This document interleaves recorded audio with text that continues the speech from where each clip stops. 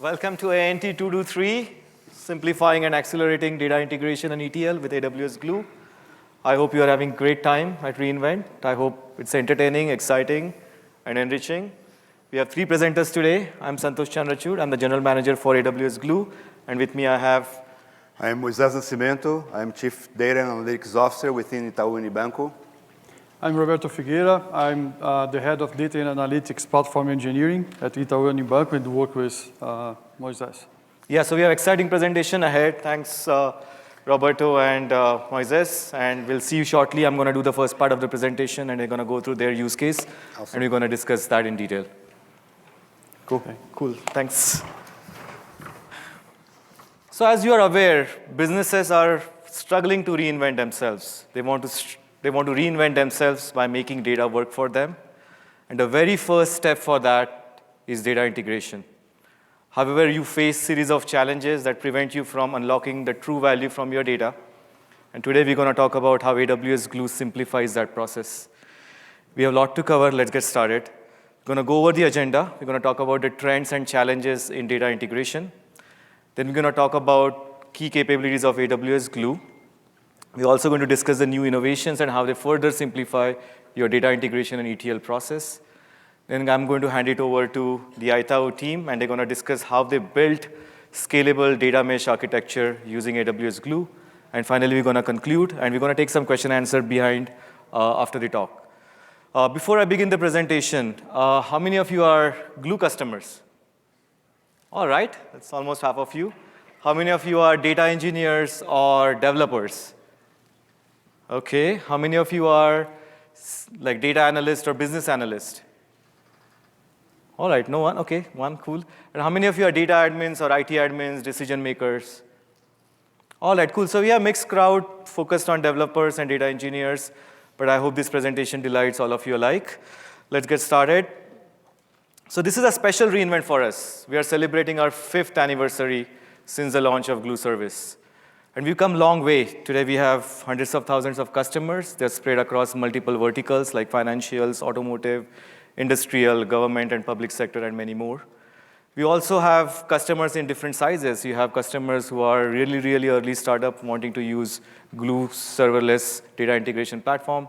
We also have mid-sized companies, and we also have Fortune 500 companies. One such company is BMW.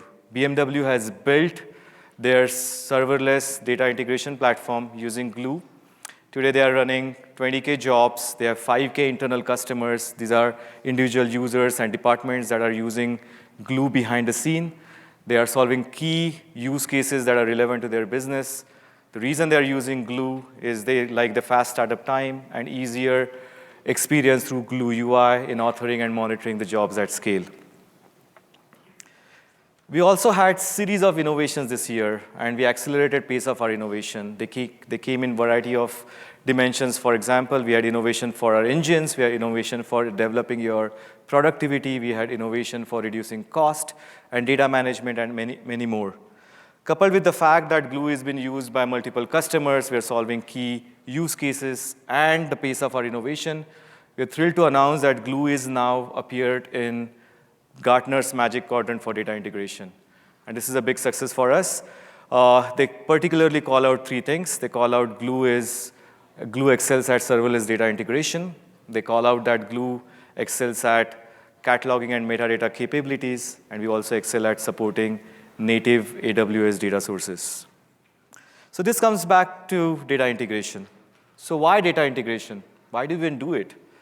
This is the very first step of discovering, combining, enriching your data, cataloging it, so that multiple analytics engines and data analysts can use and make sense of your data. And if you don't get this step right, you're going to not have correct results. You really want to get this step right from the get-go. So this process looks like a business motivation. You have a business motivation of creating new dashboards, reports, or deriving key insights from how your products are performing. Or you may want to share data across your organization. What you go through is, then you go through the build process where you get a requirement analysis, you talk to stakeholders, get access to data sets, and start building jobs. And this is an iterative process. It involves you to go debug these jobs iteratively.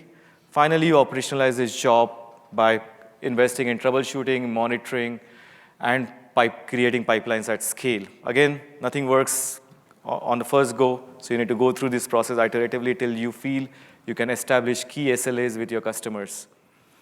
And at this point, your data integration process is fanning out, it's mature, but it goes through a series of these steps. It sounds simple, but there are key challenges that you undergo. The first challenge is your business users are telling you that they are not able to keep up with their SLAs. They are telling you that they are not able to self-serve their data integration needs. They are telling you that there is no agility that they expect from your teams. If you were a data engineer, you have challenges such as you need to manage the infrastructure yourself. You need to support multiple tools, and you realize that as data scales, these tools are not keeping up. If you were an IT admin or decision maker, what you are suffering through is you need to manage licensing, you have a fear of vendor lock-in, and you also need to manage multiple personas and variety of tools. Then there are data challenges. For example, data continues to explode at an accelerated rate. Now we are talking about not terabytes, petabytes per hexabyte. We also have diversity in your data sources, and they continue to increase as you add more third-party and SaaS data sources. And then you want to make data available to all the personas in your organization so that you can derive insights at scale. And these challenges require for you to have highest performance at scale, at lowest cost. You need to be able to support multiple connectors and data sources, and you need to be able to do it at scale in terms of governance and data access and security.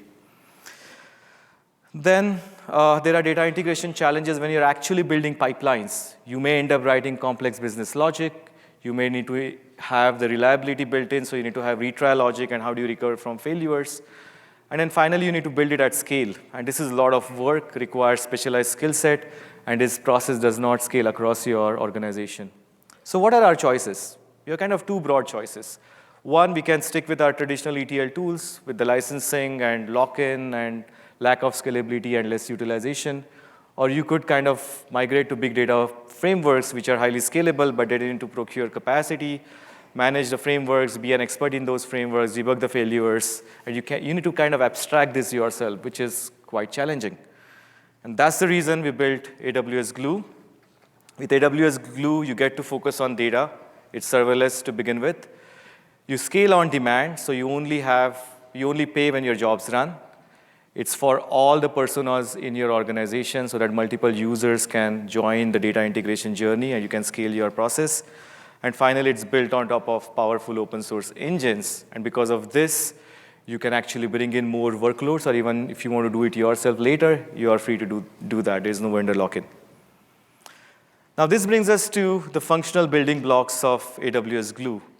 We have 5 building blocks. We have engines, which are serverless. You have multiple choices, and we take care of security and compliance. You have connectors. You are able to connect to multiple data sources and variety of data sources. We have multiple authoring capabilities so that you have multiple users based on their technical capabilities can join this journey.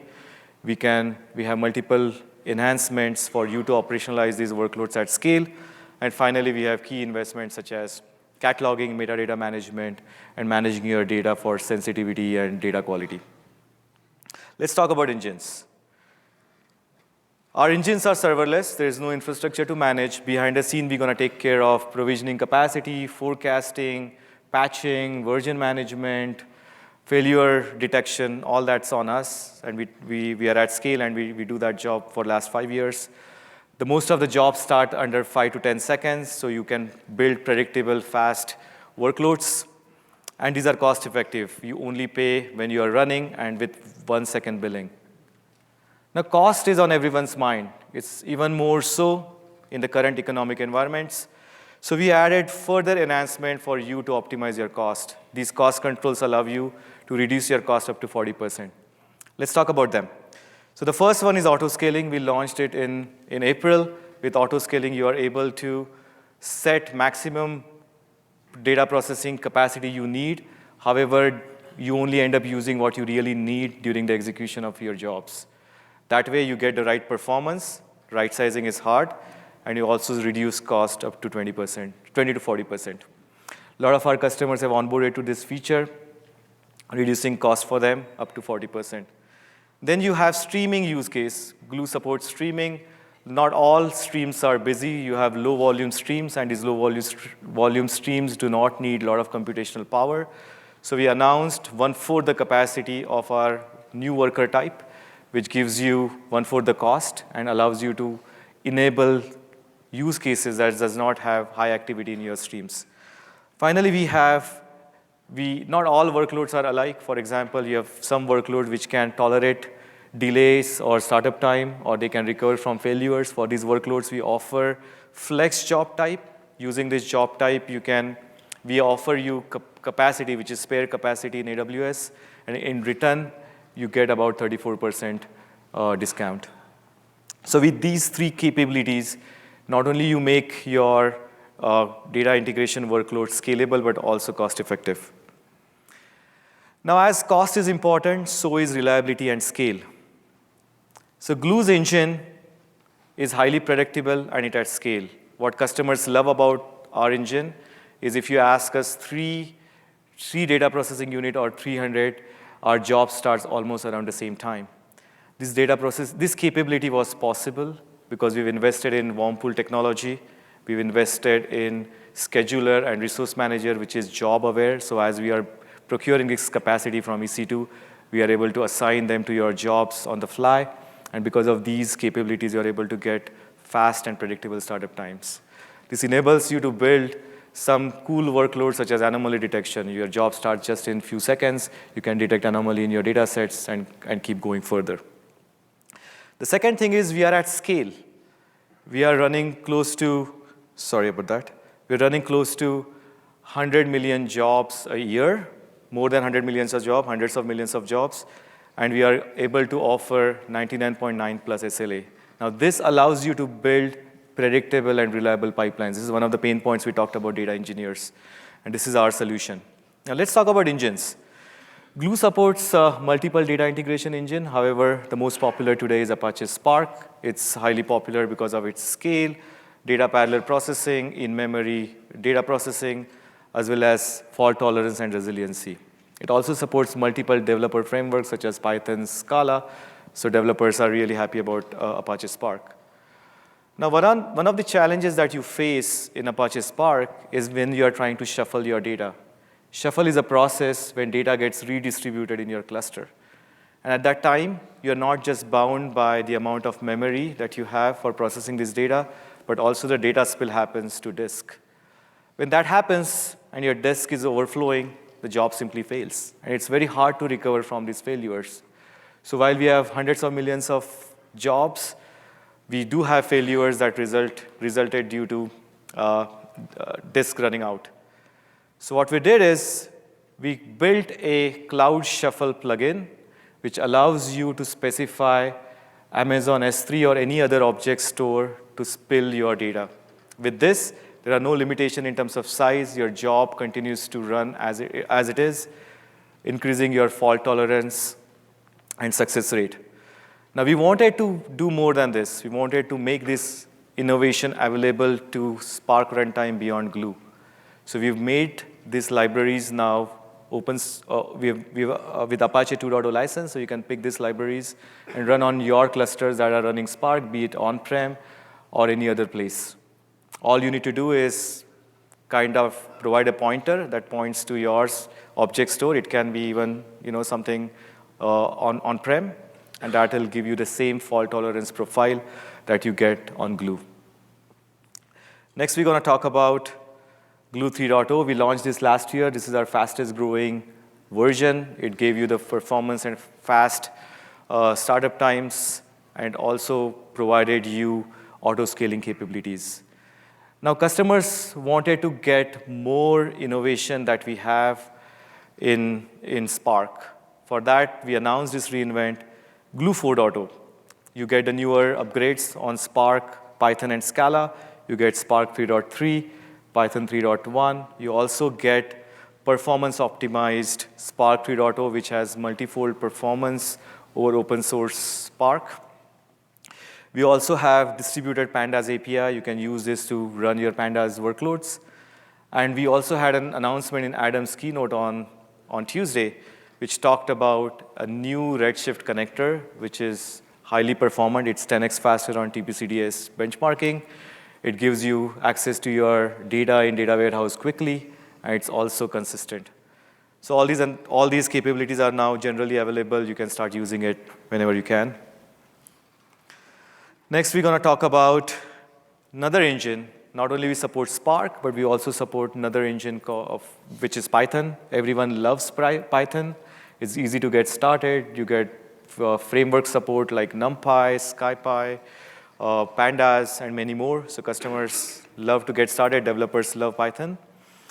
And you also can bring your own libraries. Now, the challenge with the Python engine that we have in Glue, it's single node. So as your data sets are increasing to petabytes or beyond, single node is not going to keep up. You really need a way to distribute these workloads yourself or live with the lower footprint or lower processing capabilities that you have. So what customers do is they themselves start they start chopping their data sets in chunks and execute on single Python node, or they use data sharding and orchestration and wiring themselves and build that over multiple nodes. Now, this is time consuming, it is error prone, operationally expensive, and it's slow. So we announced, I don't know why the things are not coming up. So we announced building scalable applications with Ray. With Ray, you are able to distribute your workloads by doing some basic decorators. For example, all you need to do is take your Python code that you have here, which is some function here, and do the decorator like ray dot something, and specify the parallelism that you need. And with this, you are able to scale your single node Python jobs across multiple nodes. So that you get the similar capabilities that you have for Apache Spark, but now you can use Python end-to-end. It has the same properties. It scales to hundreds of nodes. You get the same startup times and predictable availability and SLAs that we have today. And you get to build your data integration workloads using the Python libraries that you care about. It's easy to get started. All you need to go to Glue Studio or in API and specify yet another job type. You specify its Ray job type, and you get the same capabilities in terms of the editor, visualization, monitoring, scalable infrastructure, and engine capabilities. So summary of engines. You get to focus on data. We manage the infrastructure. You get multiple choices of data integration engines. It's cost effective. We have multiple ways to save cost. It's developer friendly, and you get the clusters in few seconds, not 1, 2 nodes or hundreds of nodes. And it supports multiple use cases. It supports batch, streaming, event-driven, and micro-batching workloads. With this, we're going to move to our next section, which is connectors. We talked about the pain point. Data sources continue to increase, and they're increasing in high frequency. You can't keep up. Some of these data sources are third-party data sources, so you don't have connectors to begin with. So today, Glue supports 80+ connectors. These connectors are spread across relational, non-SQL, on-prem, multi-cloud, third-party vendors, and also support big data workloads as well as the data lake connectors. We have built-in connectors, which are in our runtime. You just get started and use it out of the box.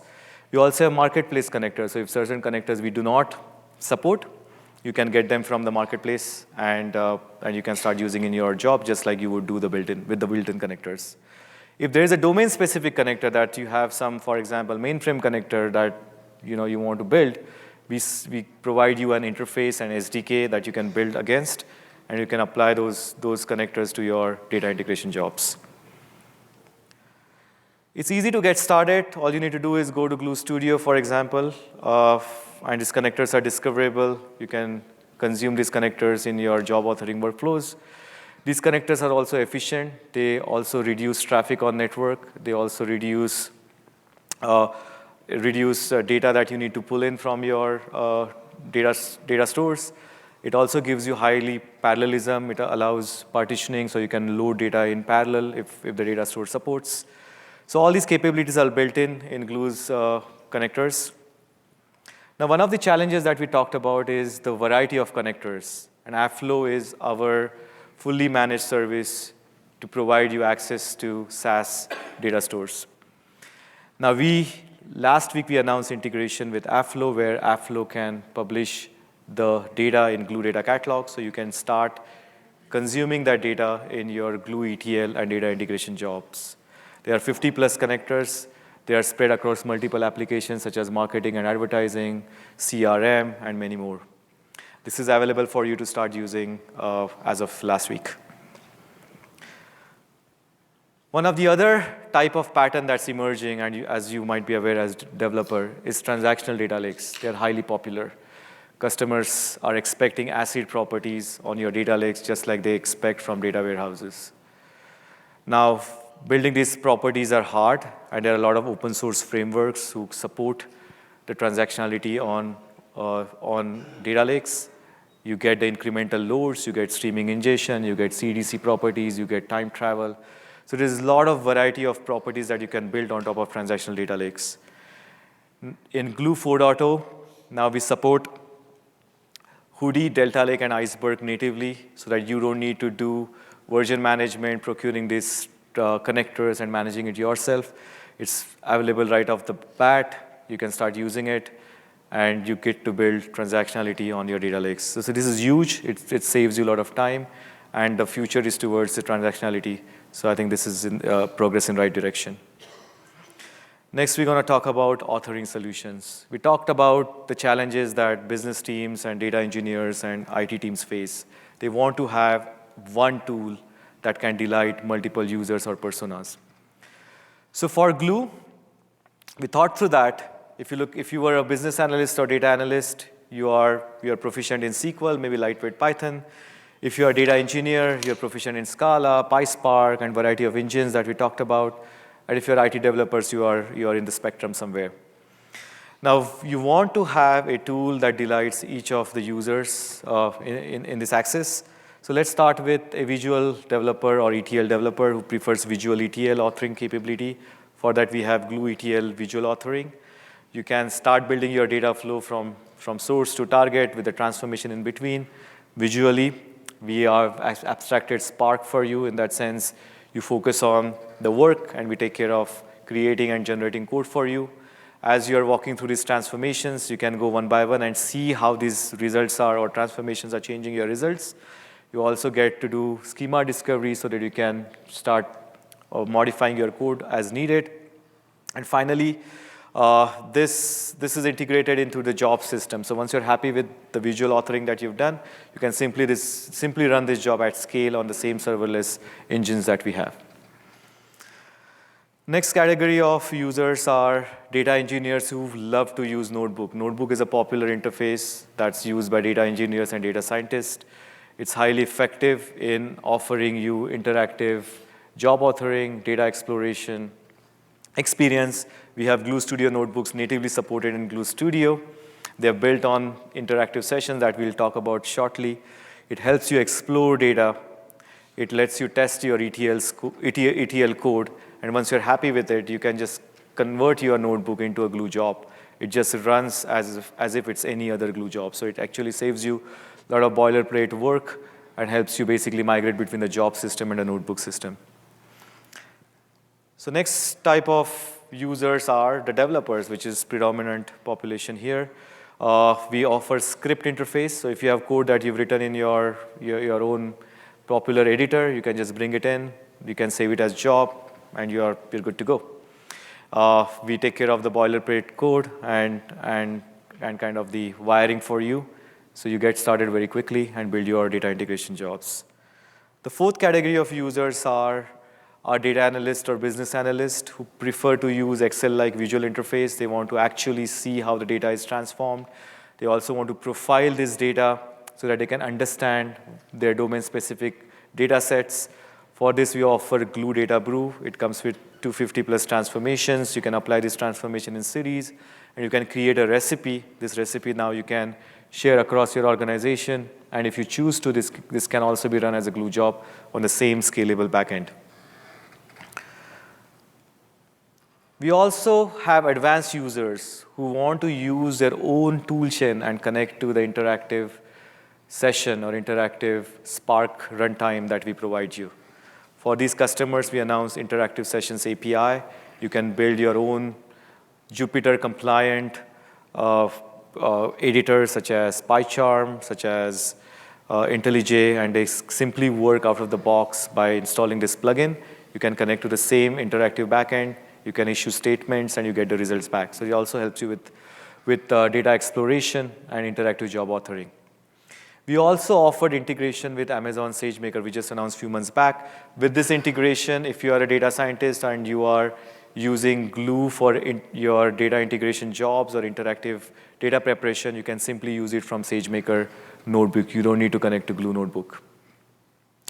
Lastly, we're going to talk about dbt.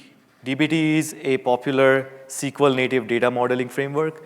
It's typically used over data warehouses such as Redshift, but we wanted to offer similar capability on top of data lakes.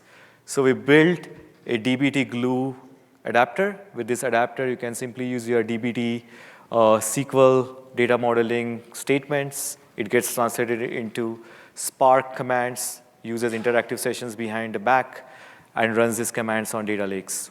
So you get the same interface, but behind the scene, you get the same serverless capabilities, you get the same scale, you get the same startup times. So it simplifies your life as a developer if you're zeroing on dbt as your data integration tool.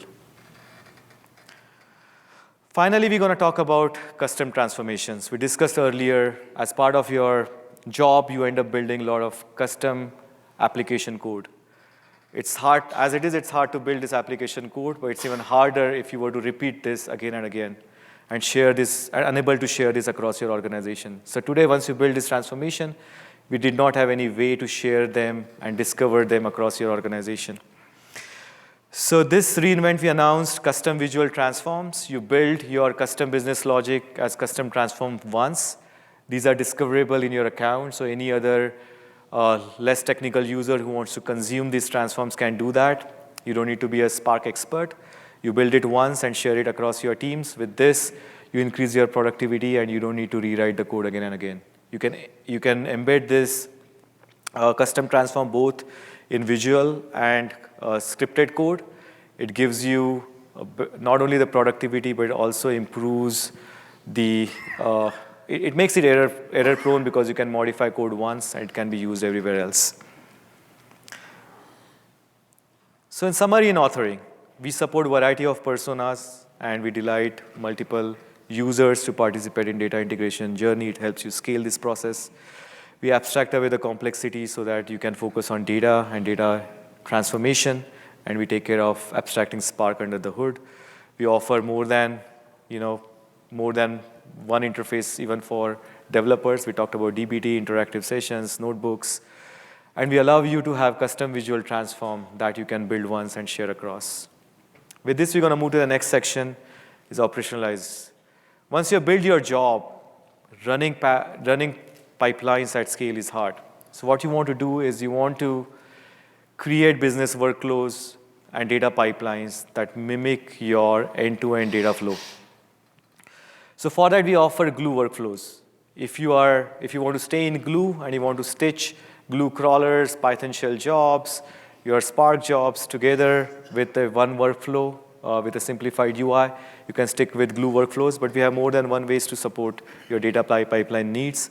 If you want to use Airflow-like programmatic interface, you can simply use Amazon Manage Airflow.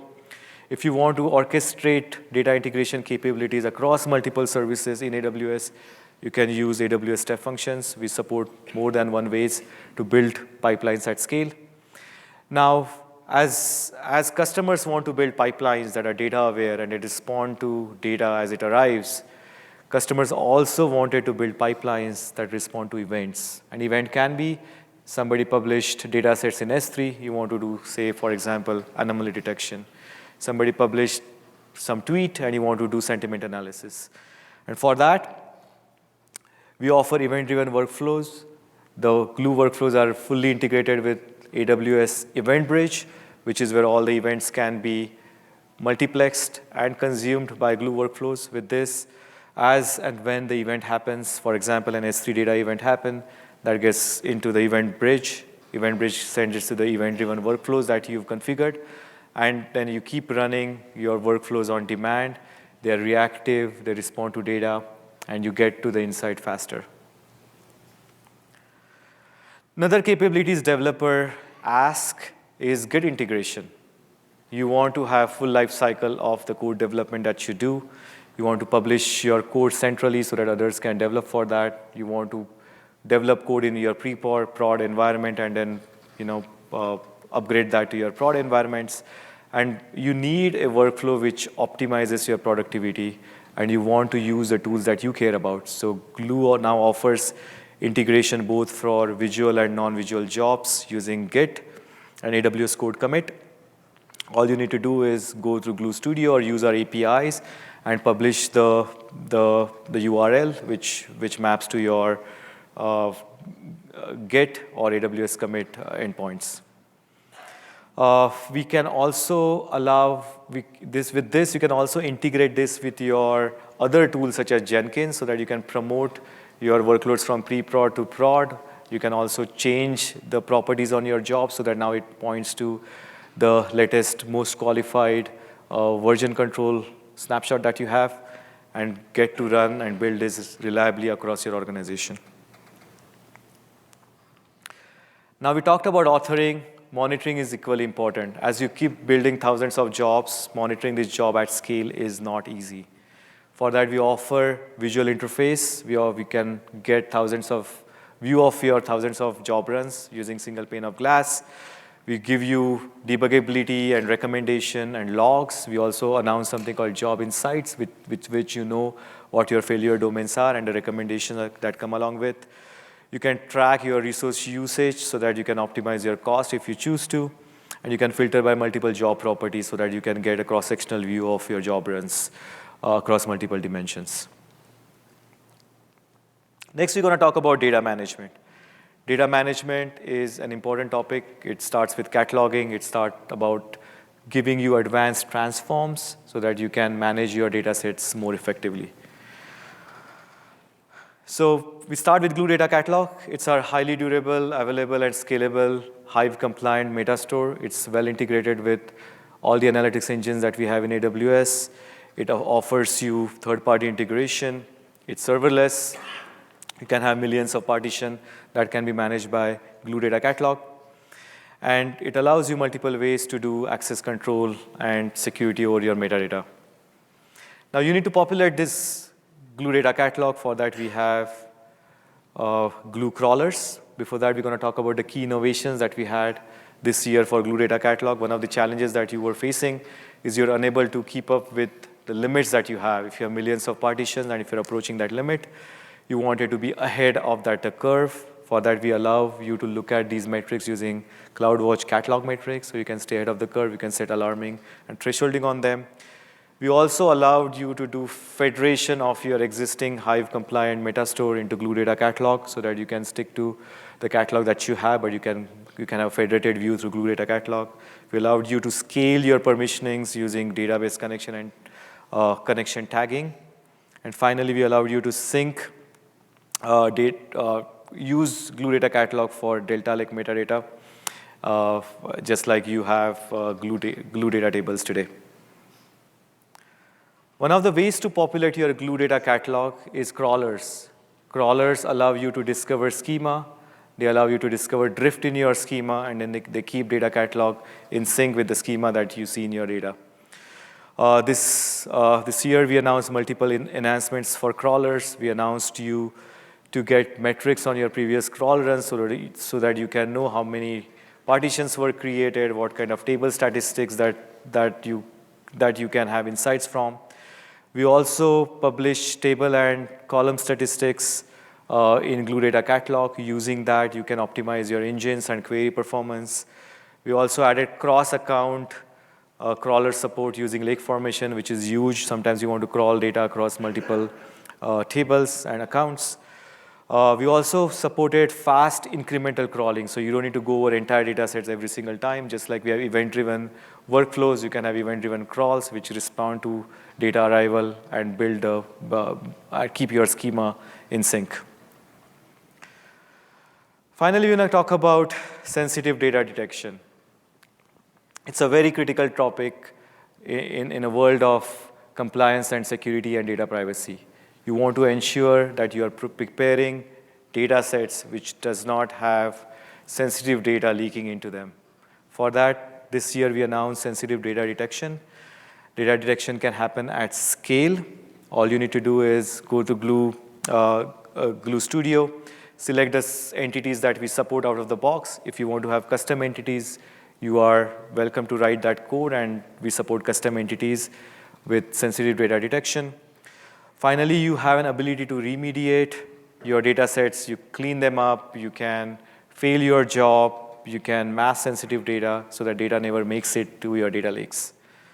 Finally, it uses the same scalable engine, so you are able to scale this process to terabytes of data and achieve your sensitive data detection across your data lakes. Now, just like we have sensitive data detection, your data insights are as good as quality of your data. And you keep hearing this term, data lakes are becoming data swarms. And they are becoming data swarm for right reasons, because you are unable to keep up with the data quality at scale. You come up with series of challenges. Managing data quality is hard. First, you don't know what rules to consider because data sets just arrive. You don't even know what data quality rules to focus on. This process is highly manual and interactive. You need to go through series of iterations before you can figure out what data quality rules you need to enforce. Next, you need to operationalize it across thousands of jobs and data sets, which is hard. You need to keep track of different data quality rules. You need to make sure the data quality rules don't drift. And essentially, it's a 24/7 job to get it right. Then you end up into scalability and performance challenges, because as data sets keep accumulating, you want to have your data quality process scale to your size of your data sets. With the current intentions of scaling data quality or data integration across your organization, you want to support multiple personas, not just data engineers.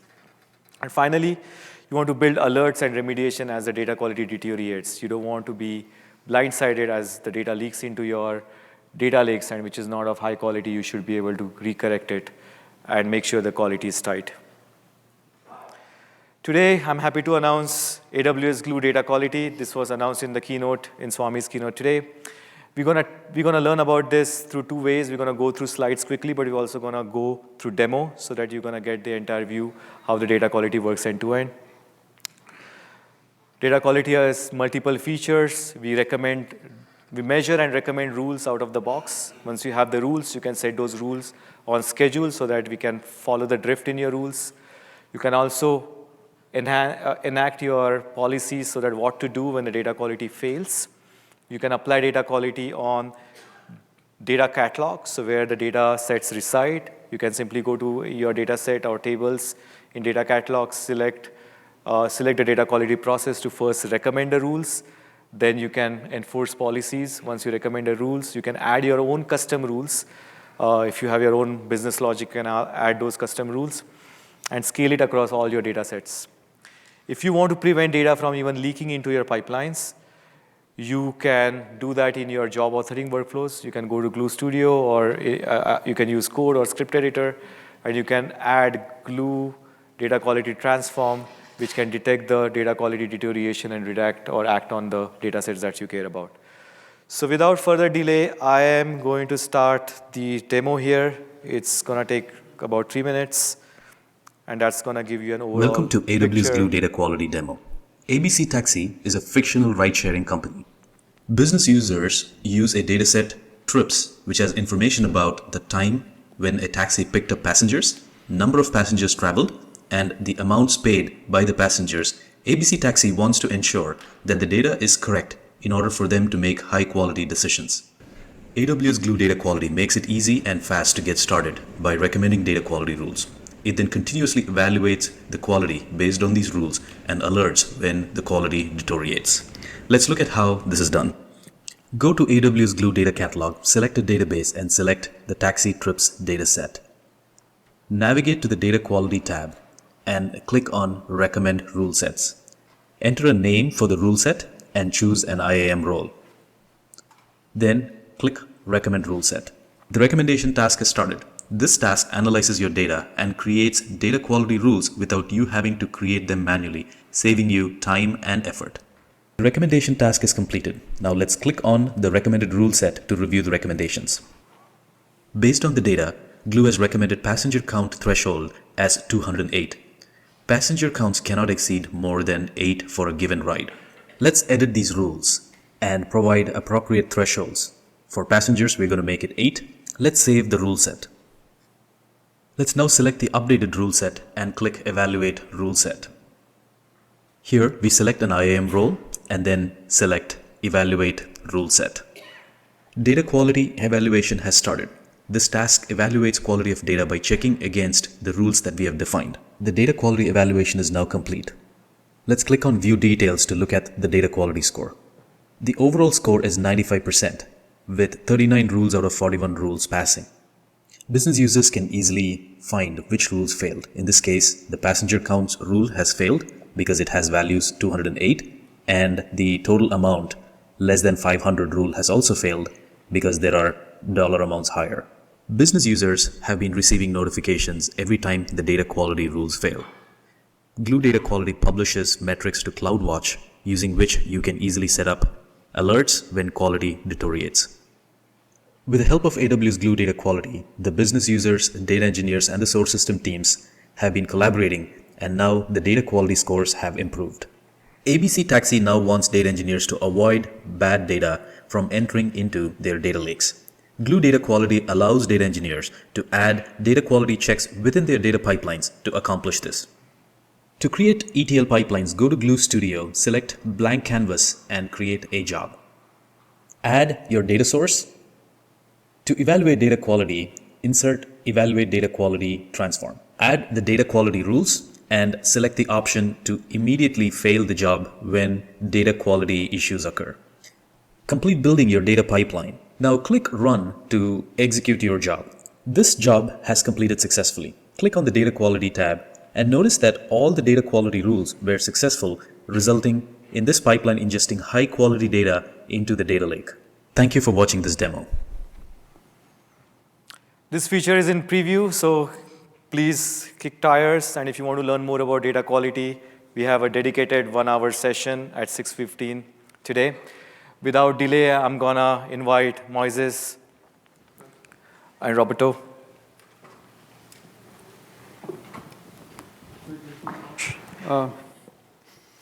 Amazing presentation. Roberto Figueira from Banco Itau. What's going on here? So I'm going to give a brief presentation on how we are using Glue and other AWS services to leverage our data platform at the bank, so the business users, business analysts, and data scientists can build better services for our customers. As a brief description, who is Itau in the bank in this context? Itau is a universal bank, 98 years old. It's a multi-bank, so we have different products like checking account, loans, corporate account, private account. We are distributed in different countries in South America, United States, and Europe.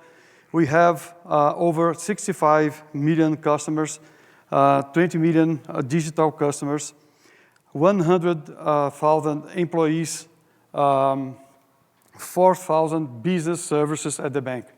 This can provide you an idea on how complex is our data lake.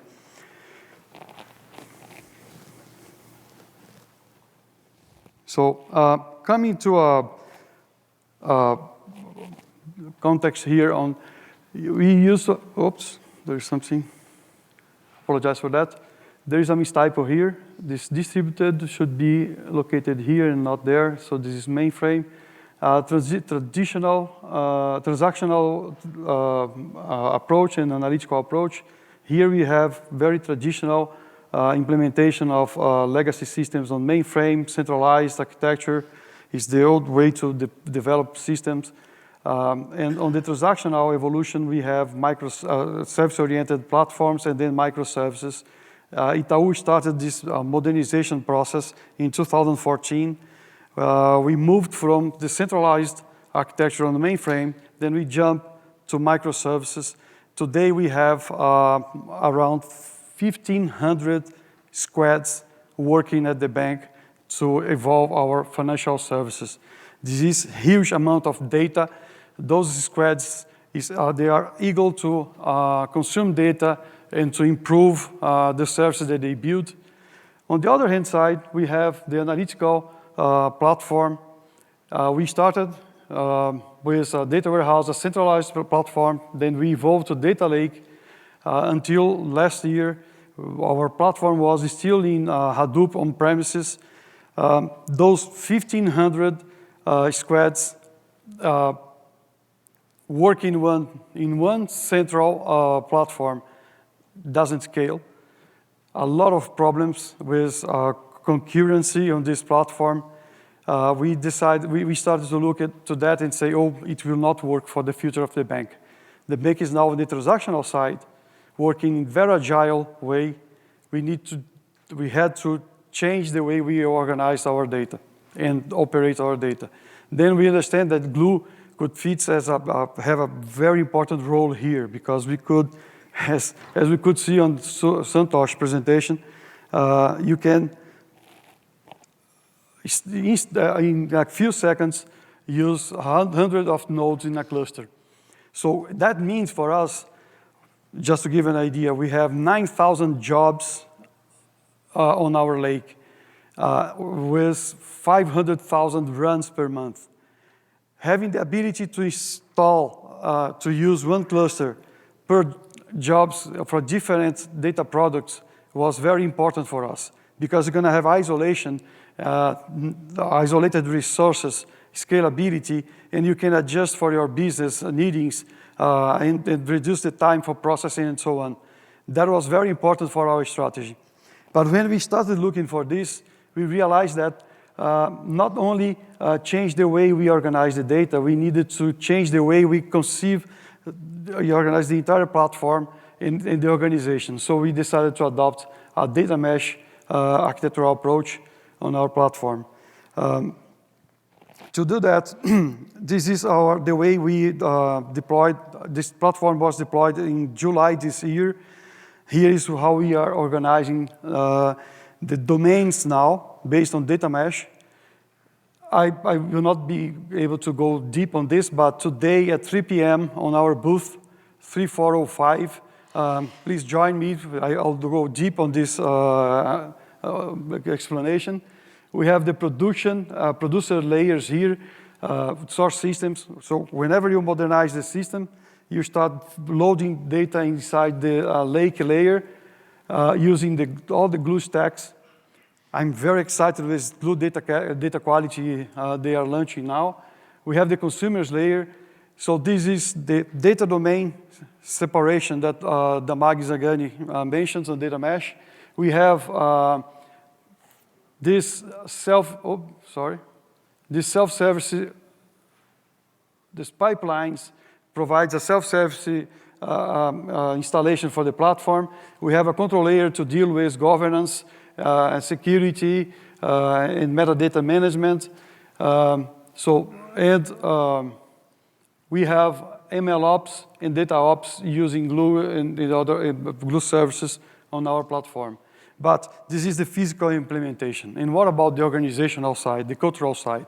So Moises, please help me here to explain how we are changing the bank and how the bank is working with data.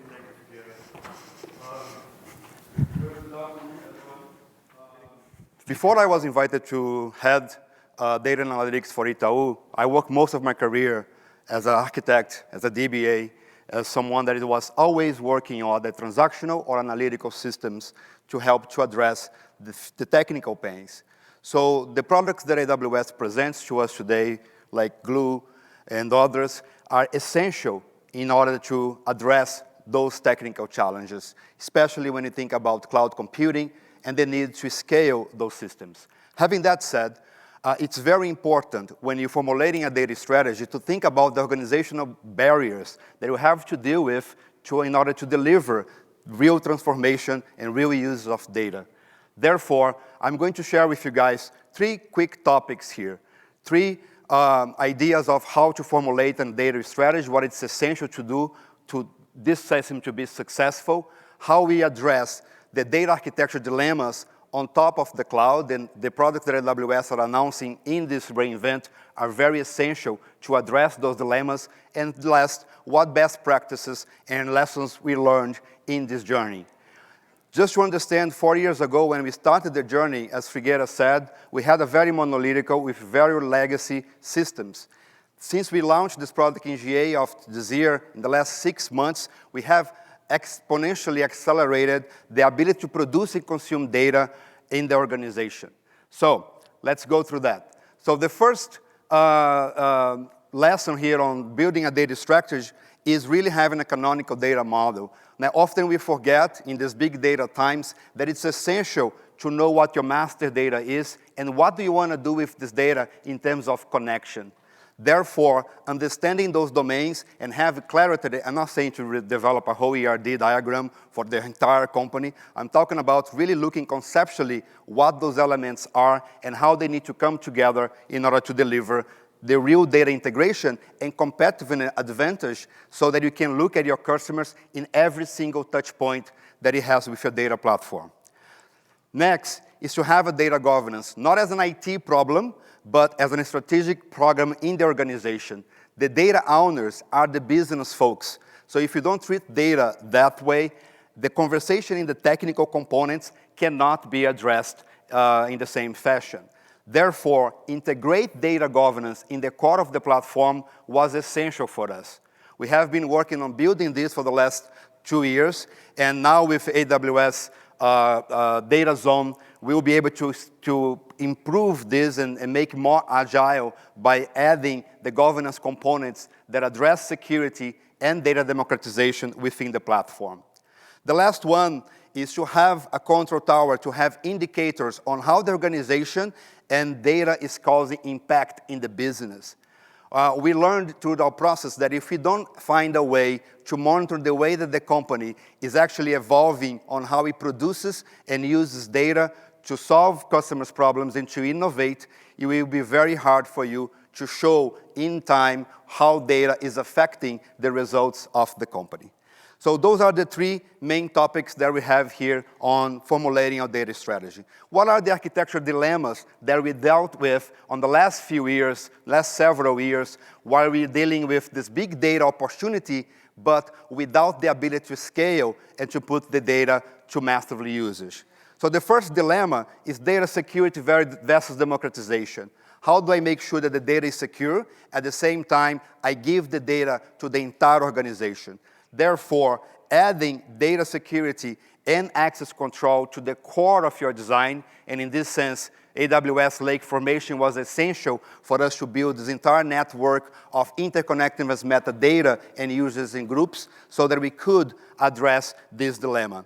Second dilemma is data privacy versus massive data usage. So how do we add privacy by design in the way that your business users are using the data, at the same time you have massive ability to use that data to understand better behaviors. So centralized governance is important, but giving autonomy to the teams is also essential, and I will cover how we did that at Itau in the next section. And the last one is governance. The third one is governance versus agility. Actually, was talked about that in the keynote today when they were showing like the balance, right? Governance allows you to control better your environment and to understand what data assets you have. It's like the brake that you need to have in the car so you can accelerate with confidence. So that's how we look at data governance. So we embed data governance inside the design of the data mesh so that the users could very dynamically use the data without having to worry about metadata management and so forth. And the last one that brings to the data mesh architecture design we did for the bank is centralization versus scalability. We need to be able to see the data of the customers across all the entire massive business units we have inside the bank. So how do I build and I keep scaling that in a mainframe, in a Hadoop-based system? The cloud provides to us the opportunity to have a mesh architecture where you can distribute producers and consumers and still keep that integrated logically so that you can see your customers across every single touch point that it has with your organization. So those are the 4 dilemmas. The cloud architecture, the cloud computing provides the answers to address them, and the AWS tools have been helping us to accelerate that ability to solve those problems. For last, I'm going to tell you about the lessons that we learned and what best practice, and I will finish with what the entire platform looks like, conceptually speaking. So the first thing that we learned, the first thing that we recommend is to really work on the infrastructure, on the guardrails, especially FinOps. The financial elements here on data use, as you provide a scalable, unlimited capability, it's very key to understand how FinOps will play a role into how you are delivering value with analytics to the organization. That's why I mentioned that having clarity and measurement is essential so you can have a clear ROI of your data investments and then be able to maximize the results that you have on your cloud environment. Last one, the next one is observability. Have it widely. Understand what the platform is doing, how the jobs are performing, how your metrics are working, how the data quality, how the metadata is being managed. It's very important to have a wide ability to see what's happening within your data mesh. Of course, establish data ops and machine ops pipelines for automations and to quicker be able to deploy data or machine learning models within your organization. Next one is one of the principles of data mesh architecture, self-service. It's very key that the communities need to be able to, in a very self-service way, to be able to serve the data and then to provide the results that it needs to be.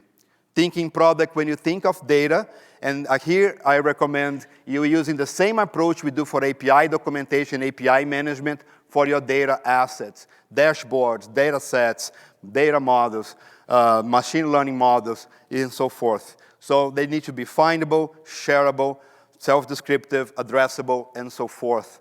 So the documentation is also very important to have. Deliver data business value as you build your platform. It's a continuous work here, so you have to have a clarity on how you're building the integrations and the solutions of your data mesh. At the same time, be running data business case for the business to deliver value while you're building it. Of course, the more you build, the shorter is the time to data, is the time to market on your analytical efforts. But it's important to start showing that value so that the business can continue to invest in the data platform, and that was essential in our case of success. Bringing it all together, what I showed here, the strategy, think about data architecture, understand your customer data, data governance, privacy and quality, data-driven organization, work on the culture, and then in the platform, put a solid infrastructure, a very strong observability. Metadata and security management is essential, and then, of course, self-service across the entire organization. I'm going to finish here with one use case that use Glue jobs intensively inside our organization. So we have several different business units and 60 million customers, 65 million customers. And in order for us to generate a view of the entire payment systems across all those different business units, it was a process that it would take months for us to generate. So we worked there with a latency of almost 3 months previously. Once we move this into the data mesh, in 24 hours, we can process and organize all payments of the customers and give them almost near real-time idea of what is happening within the business units from a payments perspective. Lastly, I will show you, as we increase the payments market share with this example that we have easily accessible data, timely data, and quality data so that the business could perform its functions with much more agility. Comparing what we had in our legacy systems, in our bare metal, on-premise systems, to the same processing in the cloud, we achieved 95% efficiency in processing time, 7% shorter development time, and 75% increase in the number of governed databases available in the data mesh. So the result speaks for itself. We are in a very rapid acceleration of innovation and analytics, and those are the lessons learned, and thank you very much for being here with us. I'll bring back Santosh so we can cover here the conversation. Let's go. That was great. Thanks, Roberto and Moises. This was a great presentation. Thanks for sharing your journey. We're going to conclude our presentation. We're going to talk about where we started. You needed a data integration tool, which is cost-effective at scale. We needed open source technologies. We needed Glue to work across different AWS services. You wanted to do rapid innovation, just like Moises and team did, and you wanted to integrate with other data analytics and machine learning capabilities. In summary, what we are arriving at, Glue offers you best-of-the-breed data integration and ETL tools with the combination of big data processing technologies, which are open source. It gives you a full solution for a variety of personas. It offers you scale, reliability, and performance. And we also went through a series of innovations and announcements that helped you simplify this process even further. There are two discussions that are happening after this talk. I think you should join them, one on Glue data quality at 6:15. Similarly, tomorrow we have AWS Glue with Ray's session happening tomorrow. Both of them going to take a deep dive into these two key announcements. Finally, in order to get started, we have 20+ partners. If you want to modernize your workloads, you can start working with them. Or if you want to reach out to us, just drop a note, reach out to your account manager. We're happy to grab time with you. We have a wonderful journey ahead, and I hope you have rest of the reInvent and have fun. And talk to you soon.